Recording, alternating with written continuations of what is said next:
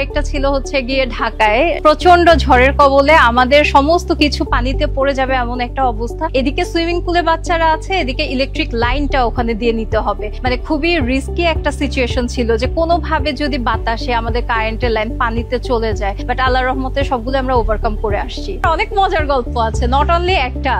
আমাদের একটা ছিল আমরা বার্থডে ব্যাকড্রপ ডেকোরেশন করে ফেলেছি, প্রচন্ড ঝড় আসলো, সাথে সাথে পুরো ব্যাকড্রপ ভেঙে চলে গেল। তারপর যাই হোক আমাদের তো ব্যাকআপ অবশ্যই ব্যবস্থা রাখতে হয়, তো ওটা একটা ছিল।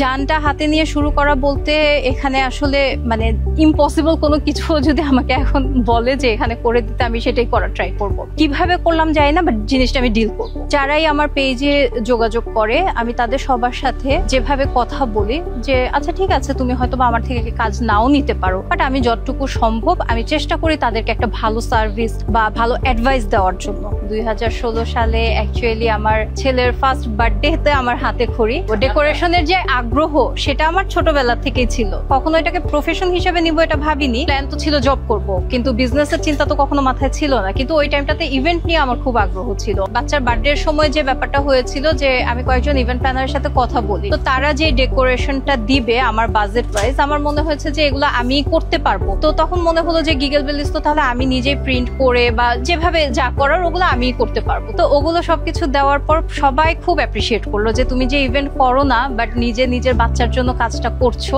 এই জিনিসটা খুব সুন্দর হয়েছে। হাজবেন্ড আমাকে গিফট দিল 5000 টাকা।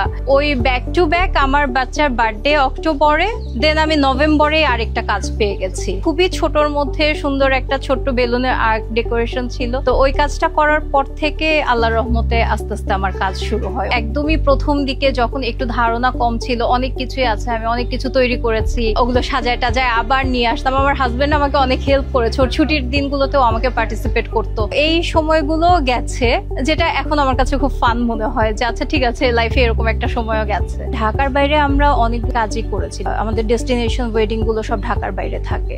একটা কাজ ছিল সেটা একটা অনেক বড় একটা গ্রাউন্ডে ছিল কাজটা, সারাদিনের প্রোগ্রাম ছিল যে গেস্টরা সবাই সকালে যে নাস্তা করবে ওখানে। আমাদের সারা রাত ওয়ার্কাররা কাজ করতে পারে নাই, এত কুয়াশা ছিল।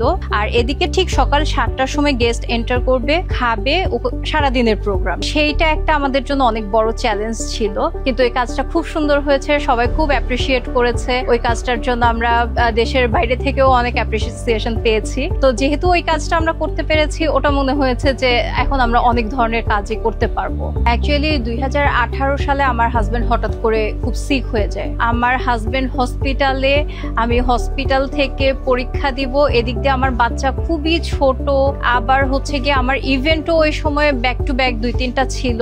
সবকিছু মিলায় মানে এমন একটা সিচুয়েশন তৈরি হয়ে গেল যে মানে কোনটা দেখবো।